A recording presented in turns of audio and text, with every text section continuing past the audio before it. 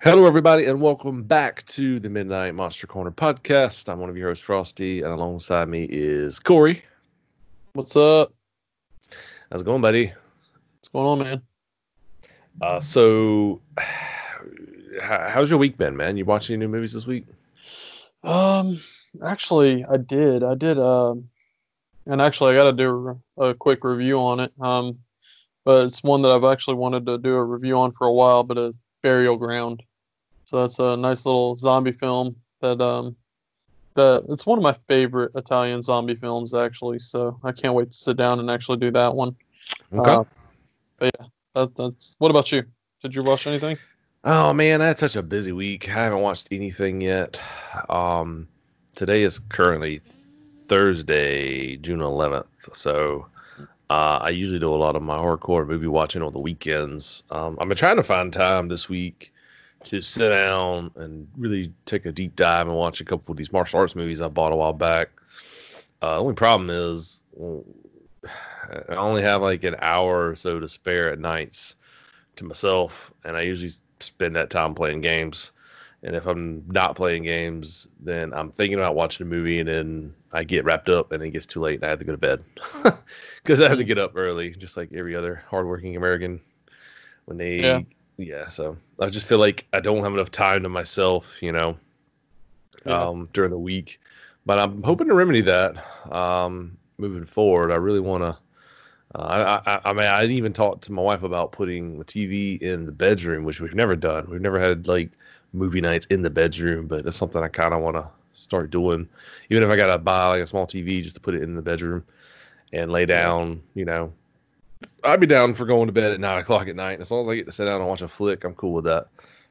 But Yeah. I think it would help me, like, catch up on some of this movie watching I need to do. So because I have a lot of movies just sitting here, and Yeah. you know, I keep buying them. I just I'm not watching them. I've created quite the extensive backlog in movies right now. So Yeah. That's honestly my problem right now, and I'm honestly trying to work on that. I got a huge backlog of it's probably about 400 films I haven't seen that are actually in my collection, and I've just been trying to work through them here, periodically.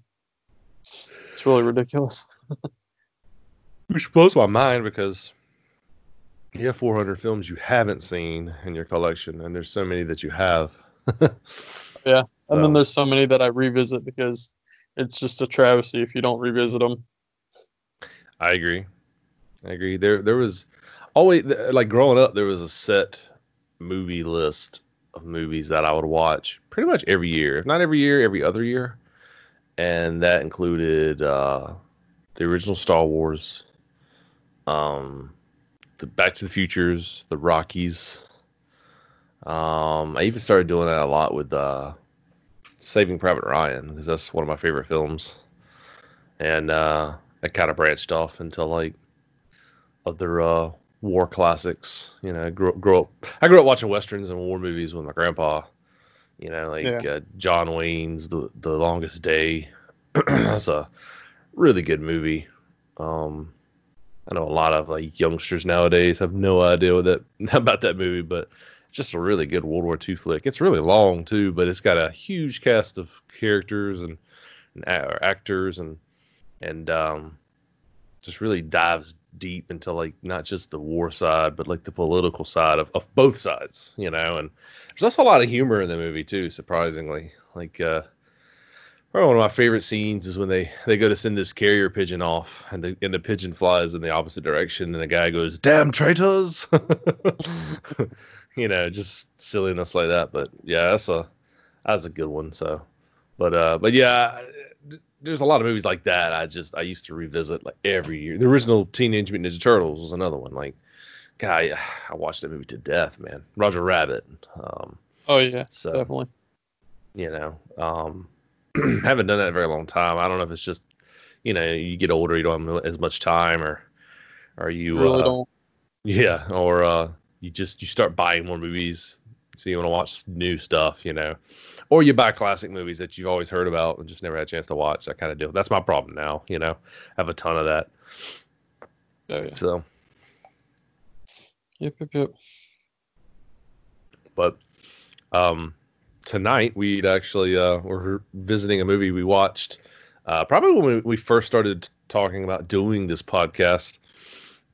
It's a little movie called Re-Animator, Mm. and it is based off of a H.P. Lovecraft story, short story, which essentially, fun fact, the original H.P. Lovecraft short story was supposed to loosely be based off of Frankenstein. It was actually supposed to be a parody of Frankenstein.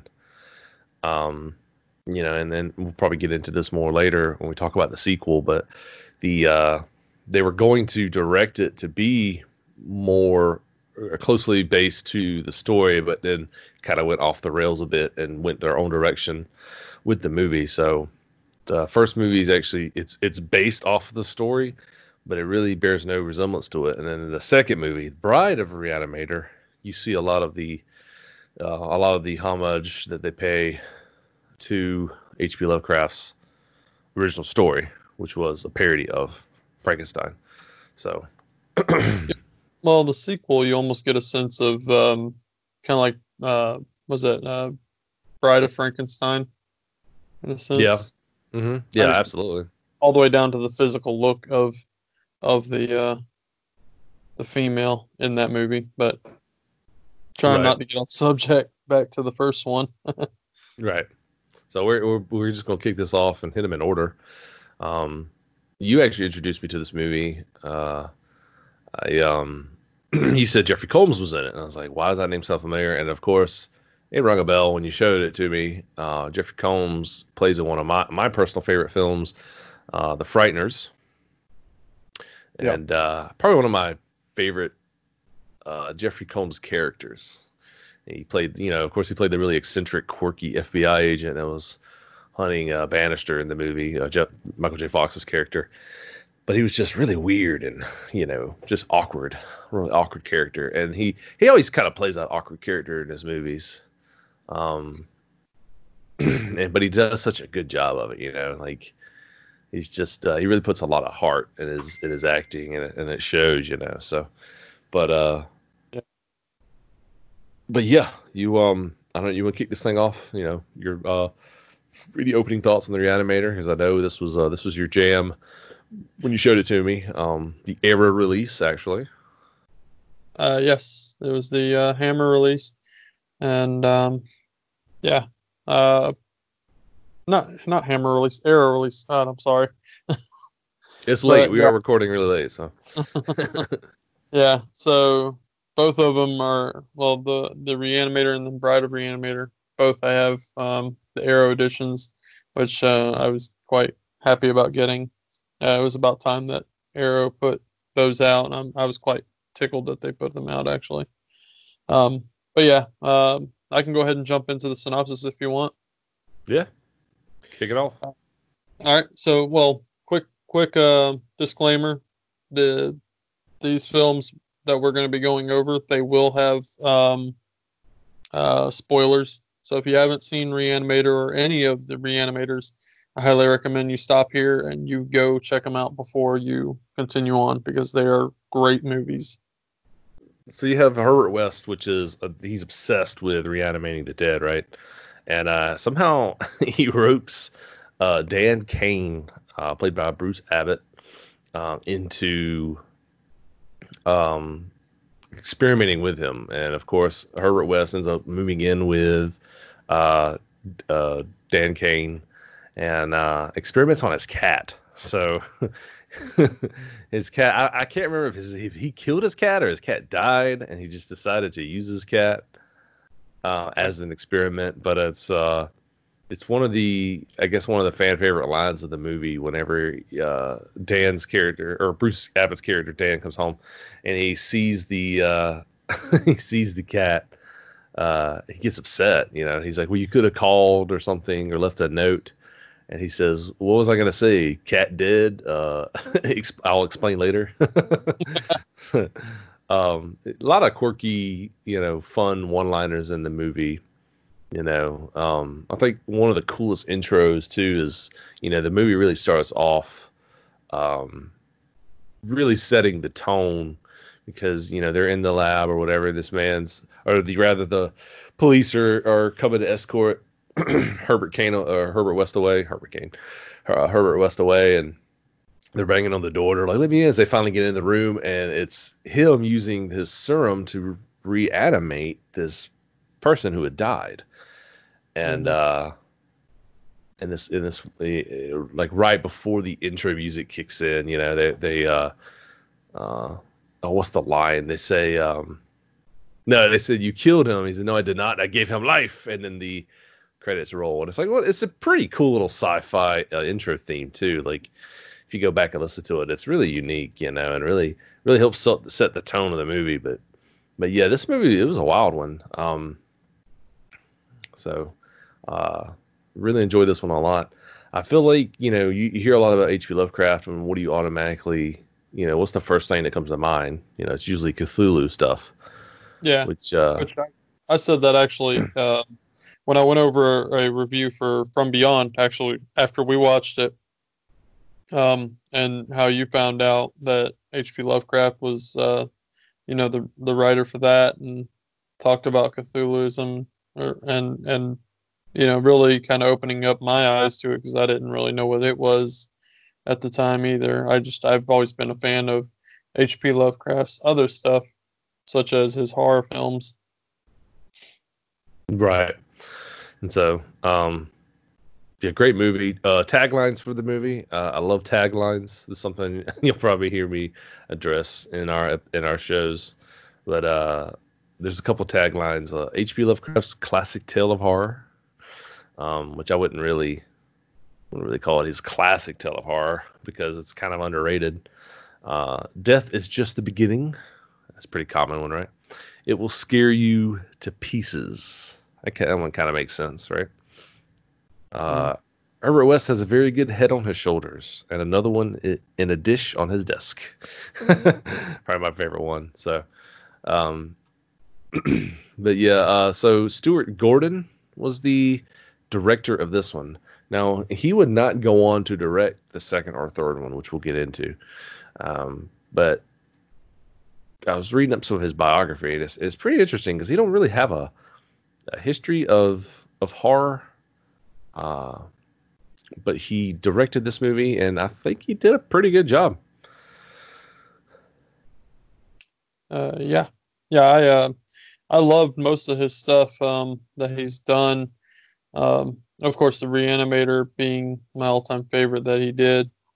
Um, but yeah, that's trying to think of some other ones that I have from him. Just looking at some of his work here, he did Masters of Horror TV series. It looks like, um, The Dentist. It looks like he wrote The Dentist, which he actually wrote it along. It looks, I think maybe Brian Usna, I think his name is, the director of the second and third Reanimator, actually helped Yes. direct that. So looks like they got together once again to to write a little bit more horror. But yeah, he's got a very weird IMDb. Like it's like he did some work in From Beyond too, which makes sense. Honey, I Yeah. Shrunk the Kids. Yeah. It's like he helped write the storyboard for that. Castle Freak is another one with Oh, Jeffrey Castle Combs. Freak. Yeah. Yeah. So he did I a lot of love work it. with Jeffrey Combs. So I stand Yeah. corrected. Maybe he did more horror than I thought he did when I was skimming through his IMDb. But yeah. Balls. Balls is a good one too. Okay. But yeah, when you look at his known for though, you have Reanimator, you have Fortress, which looks like another sci-fi starring Christopher Lambert. Jeffrey Combs actually plays in that as well, if I'm not mistaken. And then a couple other. I thought Edmund, in 2005. Okay, sure. Yeah. So I mean, what are some of your favorite parts of this movie? I mean, I know revisiting this movie, like, as a first time watch for me, I absolutely loved it. I thought it was interesting. I thought it had um, it really kept me on the edge. Like the movie just kept getting more interesting and more interesting, and there were so many just so many weird things that goes on in this movie. A lot of blood too. Like that's something that I did not expect this movie to be as gory as it was. You know what I mean? Yeah, yeah, there was definitely a gore factor there, which I really like. Um, Especially the whole scene in the morgue there towards the end of the film was just crazy. But yeah, that was probably one of my favorite scenes of the whole film was the ending. I mean, the whole, Barbara Crampton laying on the table, kind of helpless, and then you got a head essentially about to perform oral sex on her. So Mm, that's, but the whole scene there, I mean, the fight scene and everything with all the zombies and stuff, is just outrageously fun. right. Yeah, I forgot to mention the great Barbara Crampton herself in the movie. Gorgeous, You're a big fan. huge fan. Yeah, Huge. she's one of my favorite actresses, especially in horror. Um, I've actually there's a recent one that I've been wanting to watch, which is Death House. I haven't watched it yet, but I know she stars in that as well, along with a bunch of icons as well. But yeah, she and you notice that she also did some work with Jeffrey Combs, obviously, because she did From Beyond as well Yeah. with Jeffrey. So yeah, yeah, she's a really good actress. But yeah. So what all did you think about the zombies in this film? I thought going into it, I wasn't thinking like when you reanimate dead, it turned into a zombie film, but I mean it essentially kind of became that. Yeah.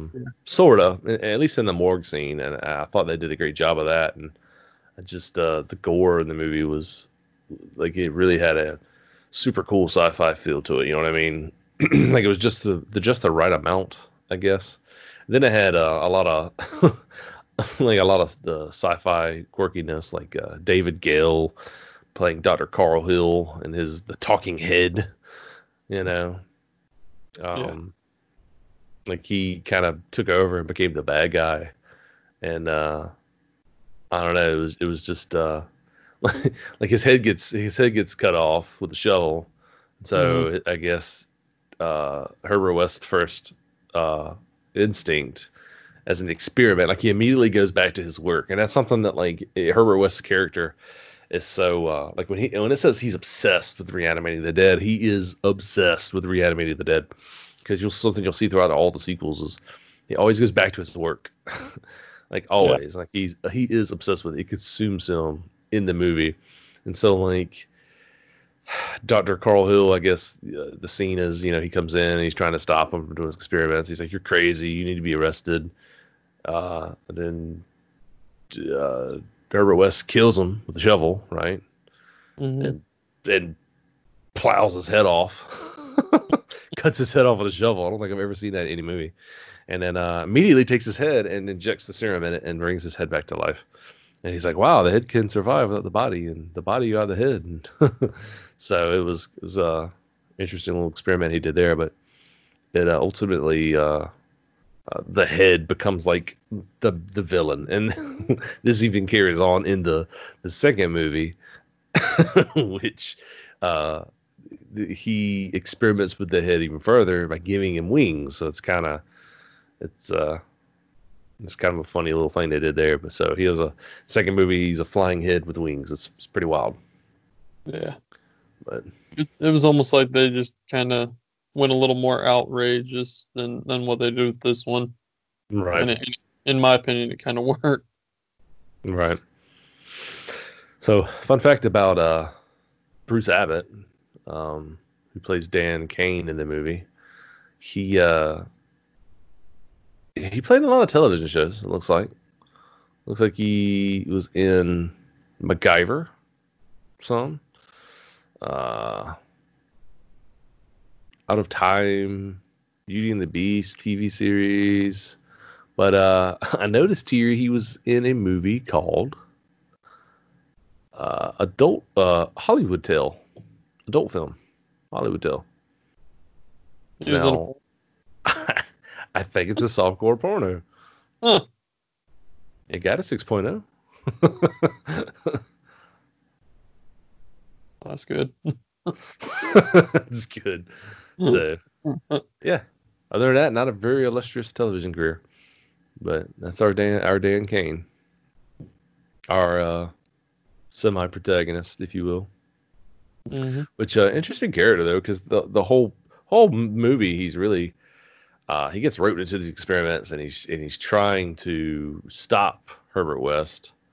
Then at the end of the movie, whenever the love interest Barbara Crampton, of course, gets um I would say get killed, right? Because her character is the same character from the second movie, The Bride, right? No, That's no, it's she not, she dies. She dies in this one. because she dies. Now, who's the corpse in the second one they're trying to resurrect? You know, I It wasn't her character. Like I no, know. it was her heart.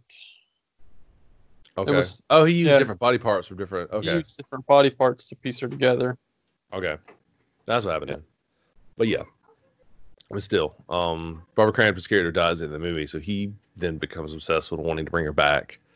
So it shows him with the needle, the serum, and right before he goes to resurrect her. Of course, that goes the credits, but it's an interesting twist there at the end, because he's obsessed with making Herbert West not be so obsessed with his work, but then he kind of gets, because he's been roped into it, and it's like it's taking a toll on his psyche, then he just kind of gives in, and decides to you know decides to become what he's been trying to prevent this whole time, if you will. yeah, So yeah, yeah. The other thing that I thought was kind of like just strange with the whole storyline and everything was the fact that Dr. Hill was just so infatuated with Barbara Crampton's character. It's unreal. Like mm, it was almost kind of disgusting in a sense. Like yeah. here he's the best friends with the dean, and he's watched this girl, you know, pretty much grow up her whole life, and want to be with her so bad to the point where even though he's this headless person or this bodiless person, I guess you would say, but I mean he still has a body, which which little sidetrack. The whole where he's putting a mannequin head on the body was just outrageously stupid. But Hmm. I loved it so much. Um, but yeah, back to Dr. Hill and everything. It's just really strange how he just was so infatuated that he just wanted to be with her even in death. It's ridiculous, but like I said, it's almost kind of a sick, twisted sense to the storyline, but it made it work because you've got so much going on throughout the different, well, essentially the whole storyline, but you got so much happening, but it all came together and worked towards the end. Okay. Yeah. So here's another interesting little fact. Peter Kent was in the movie. He played Melvin the Reanimated, which I guess is the character in the morgue they reanimated, big dude. Um, Is that the one that got the giant grinder or maybe drill through his heart? yeah, yeah. Okay. So big dude. He was a big dude. Yeah. Um, This guy. he was a stuntman in a lot of Arnold Schwarzenegger's movies in Arnold's heyday. True Lies, Total Recall, Predator. I'm wondering if he played Arnold's stuntman. I could almost see it with the hairstyle. Yeah, maybe even played some of Arnold's little cronies that he beat up, maybe. Yeah, But yeah, I thought that was pretty interesting. IMDb is such a wonderful place. it really is. But yeah, he was even in Last Action Hero. Hey, yeah, he was a stuntman in a lot of those movies. So yeah, cool little fun fact for you, Peter Kent. Yeah. I just pulled up a picture on IMDb of him and Jeffrey Combs. He is like a monster of a guy. He's actually really Yeah, huge. that's a big dude. Yeah, which I Yeah, don't know why they would pick the biggest guy in the morgue to reanimate. That's such a bad idea. it really is.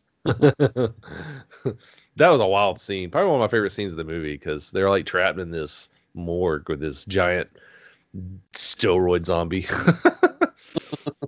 And the cool thing is, it's not like it's not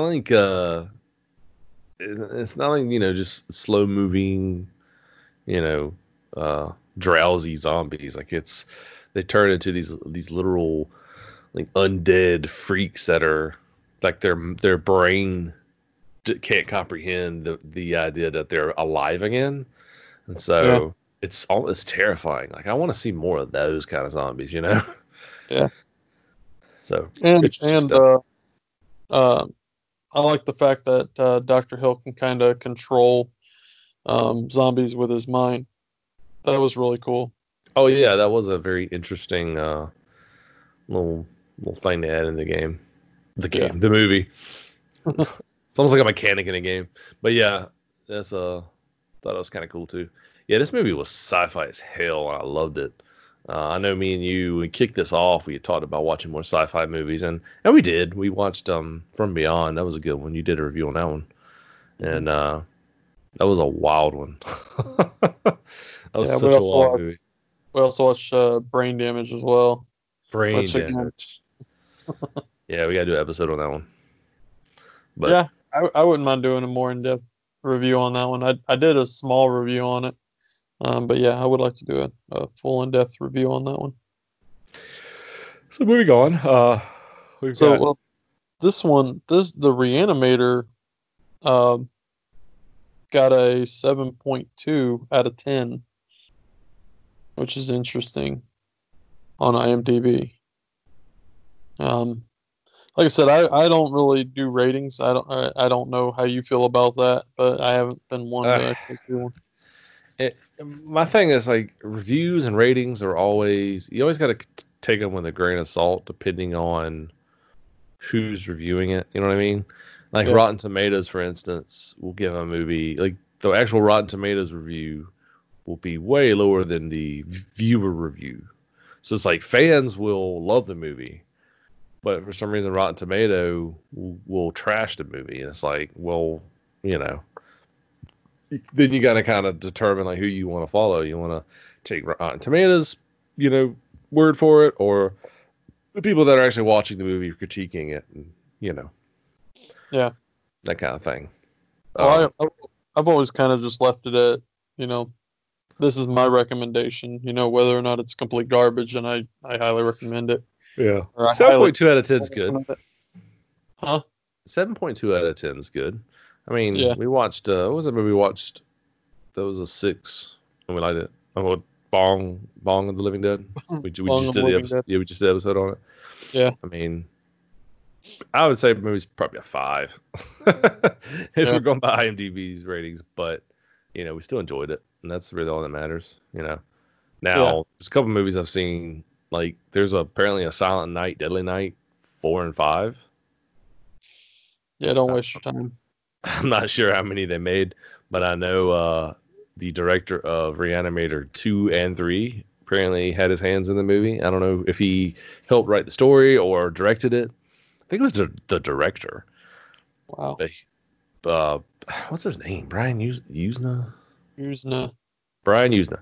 And so, yeah, he helped direct it.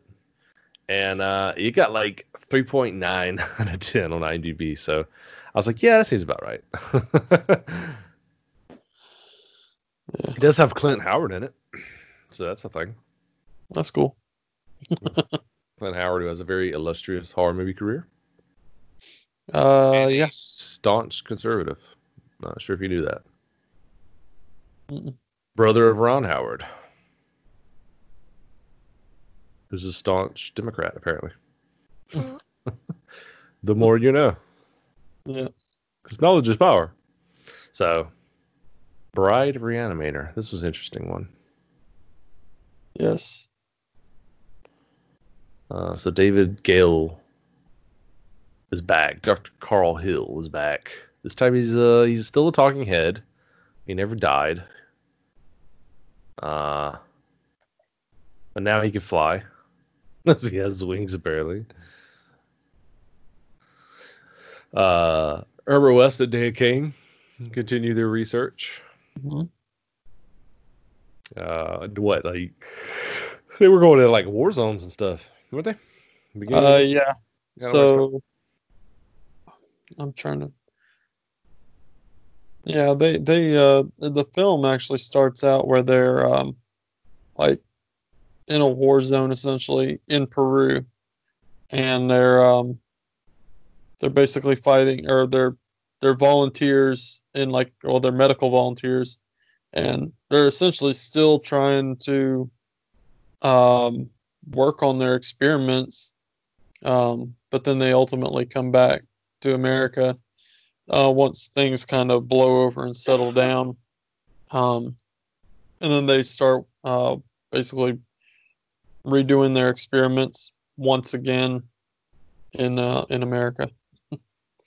But yeah, the quick synopsis is Dr. Herbert West and Dan Kane discover the secret to creating human life and proceed to create a perfect woman from dead tissue, which I, we which we talked about. The perfect woman was obviously Barbara Crampton's heart in this one.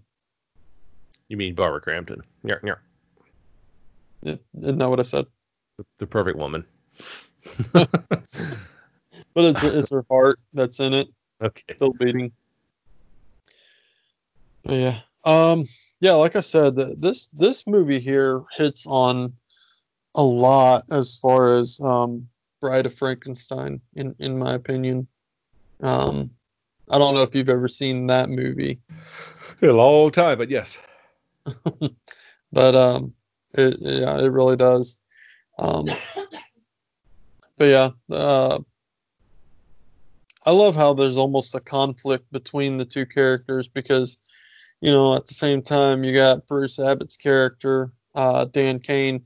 He, finds out that her heart's still in this reanimated corpse, and he, obviously wants to be a part of her, but at the same time, Herbert West was almost kind of like torn because he was like, well, I made you, So it was almost like he almost made her for himself, but at the same time he was making her for his pal as well. And it was just really conflicting.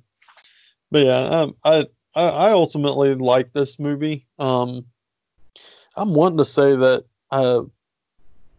between the first two films, this is actually um one of my favorites out of the two for me. Just for the simple fact that um it really appeals to the quirkiness of the storylines, and it's definitely different from the first film. The first film, even though it was kind of quirky, it still had more of a serious tone. This one was just off the wall and very more science fiction than had the other film. Yeah. The one thing that I really loved about this one was that Herbert West was not only experimenting with dead tissue, but he was just recreating just random ass weird stuff. Like one of my favorite scenes is where Claude Earl Jones, he's the was he like the detective or whatever? Mm-hmm. But he comes in to kind of investigate the guys, and pretty much like there's this creature that Herbert West created with an eyeball and three fingers just kind of crawling around the house. Oh yeah. And I ultimately love that whole bit. Like I got look like a Dark Souls enemy. Yeah, but just overall, that like I said, Yeah. overall the Didn't storyline and everything. didn't he sit on it? Wasn't it like crawling around the house and Herbert kept trying to find it and then he sat on it. Yeah, Oh gosh. Yeah. It's classic. But yeah, yeah, I noticed they kind of took a back seat to the gore in this movie, and it was more focused on like the sci-fi and the over-the-top quirkiness. The Bride of Frankenstein tropes that you would find. You know, so was what do you think about? I mean, does this one, in your opinion, does it suffer like sequelitis? Like, does it hold up well compared to the first one? In my opinion, I could see where people would potentially say that, but ultimately it almost has a standalone feel for itself. I mean, Yeah. I didn't like the way that the movie started out, but I really love the fact that these two guys are once again living with each other in like an old morgue or whatever, mortuary, and Mm. and pretty much just kind of getting investigated by this guy. And then and on top of it, they bring Dr. Hill's character back into the to everything, which I thought was awesome. Hmm. And yeah, just overall, it was just ultimately really fun for me. But no, I can see where people would say that, but um, in my opinion, it kind of as a standalone works a little bit better than number three. I would say number three is kind of not so much my favorite out of the Yeah, bunch. definitely Uh, the bastard child of the bunch. yeah, it is, and honestly, I think honestly, if it had come out way earlier, it might have been fine. But I know it came out in what 2003, I think it was, and Yep. at this point, it was just pretty much like okay, I think it was done, and even I think the budget for that one was like 3 million, and then it only made like 300,000 in the box office or whatever. So I mean, Oof. it really didn't make its money back and stuff. So I think it came out at a way different time in cinema, especially horror cinema, and pretty much the Yeah. fans had their fill with the first two, in my opinion. But Yeah, I mean, not to mention it had been so long since it came out. I mean, we're in a whole new generation of horror movie fans, and 2003, what was that like? Saw was out. Like everyone was watching the Saws. So I'm yeah, sure I this one probably was sure this one went way under the radar. yeah. But yeah, this one had a like it's definitely a more of a low budget feel to this movie. It was a different feel altogether. I mean, starts off with Herbert West has been in prison. He's been in there for what 13 years, according to the story synopsis here. Oh, are we going to the Beyond? Yes. Okay, you lost me there for a minute. Yeah, Oh, but but yeah. So I mean, it was I can't even remember how he gets roped into testing his experiments. I think he wasn't he working on his experiments as he was in prison. um, yeah, I believe no, I believe yeah, I believe he was, and then essentially a doctor in the prison kind of got obsessed with him a little bit. Oh, okay, yeah, that's Yeah, right. She goes to visit him and wants to like experiment with him, and then all hell breaks loose. Of course, you've got the creepy prison warden who's got to interfere and become the inevitable antagonist of the movie, right? yeah, So that happens, and but yeah, this movie was wild. It's a fun one to watch. Like if you take the first one seriously and the second one kind of seriously, but kind of chill at the same time, this one definitely turns it way down and just you can just watch this one for some laughs, to kind of end the night with a solid movie night with some friends. But there's some wild scenes in this movie, like the dean and like he becomes a rat yeah. because he's doing experiments on a rat to reanimate the I rat. thought I did think that that was really cool, actually. Yeah, so he I guess he found a way um uh to actually make the serum work. um but he was experimenting with a rat doing something, and the dean of course intervened, and somehow he got injected with rat DNA, and then he starts turning into a rat. So there's a scene where he's literally running around on all fours. It looks so bad. uh his penis gets bit off, Yeah. and the little rat goes rolling off with the penis. Like, Yeah, I will yeah, say it was kind of a wild ride, this film. But yeah. overall, I think actually the first time that I watched this film was actually with you. It was on my backlog. I had seen the first two, previously, but this one I had not ever seen. And then ultimately, I popped it in when we first, started watching movies, and we watched it together.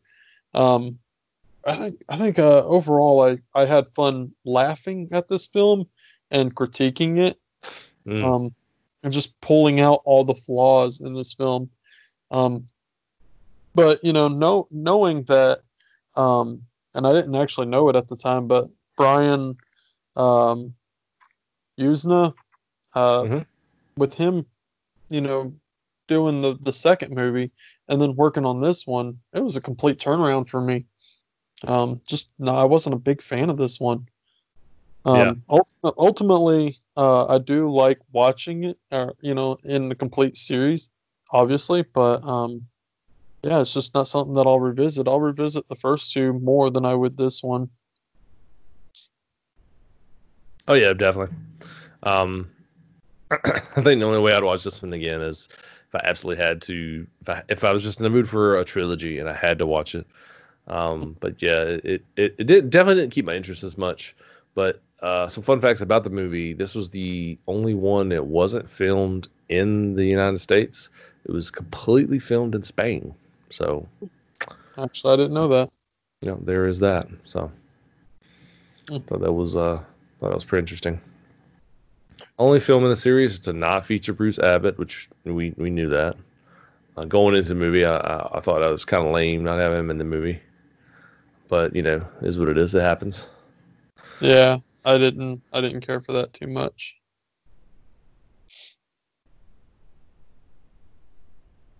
because So. I like it whenever you're doing a series. I like the fact that they use Jeffrey Combs in all of them. And maybe they just honestly didn't write Dan Kane into this film. But I kind of wish they had kind of wrote Mm. him in. But This is something we completely forgot to mention too. The endings of these movies are very interesting because they both end with you thinking Herbert West dies.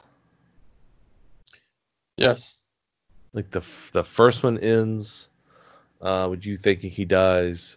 The second one, like God, what happened?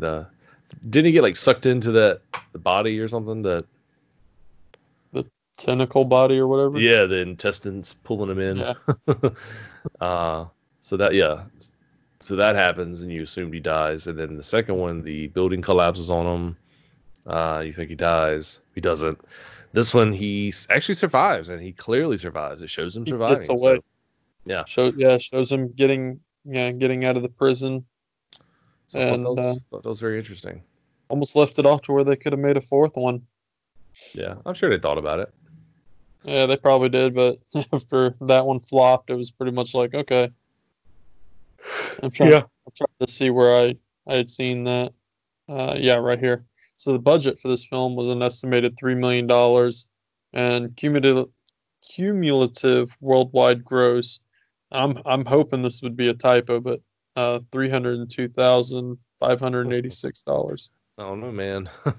That's a huge flop. Yeah. Uh, yeah, another. Well, I was going to spoil another From Beyond movie, or another hit Jeffrey Combs movie From Beyond, but I'm not going to do that. We'll save it for another episode. Definitely. Speaking of We also endings, got but we also got Would You Rather that we need to do as well. oh yeah, you just need to have a Jeffrey Combs marathon. God, Still gotta he's such watch. a actor. He is. Need to watch Castle Freak, man. Castle Freak's an awesome one. That's actually one that I grew up watching when I was younger. I remember being young and watching that one. I think I snuck it. We were watching it at a buddy's house, and we snuck down and watched it. It's a really good movie. Yep, those are the best. Mm. So I think that concludes this episode. Yeah. Yes, Well, it does. so, ladies and gentlemen, you have been listening to the Midnight Monster Corner podcast. We appreciate you listening on YouTube. Be sure to like, share, subscribe, tell your friends. We're going to be putting out more content, movie reviews, maybe movie commentaries in the future. We're still working out all that stuff, but it would be awesome if you would give us a like, share, follow, whatever you want to call it, sub on YouTube. Oh, that would be awesome. If you want to follow me, you can follow me on Instagram at the PG Frosty. You can follow me on Twitter at PG Frosty, or you can follow me Corey on the Facebook group Mm-hmm. at the Midnight Monster Corner podcast. I believe it is a closed group, correct? It is a closed group. It is a closed group, but you can find us on Facebook and join and be a part of the discussion there. And yeah, we appreciate that. It would help grow the channel and our content. But yeah, that's Corey. You got anything else to add? No, that's pretty much it. Like always, just and also comment down below and tell us what your thoughts are on all three of these films. We're dying to get a discussion going. Like Frosty said, head over to the Facebook group and spark up a conversation there as well. We look forward to hearing from you guys, and we want to generate as much discussion as possible. So, if you guys got any thoughts on these films, share it and let us know what your thoughts are.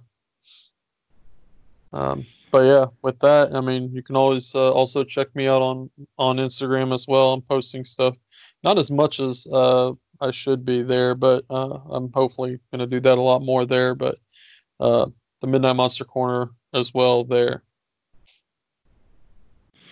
All right. With that being said, we are out of here. We'll see you guys next week.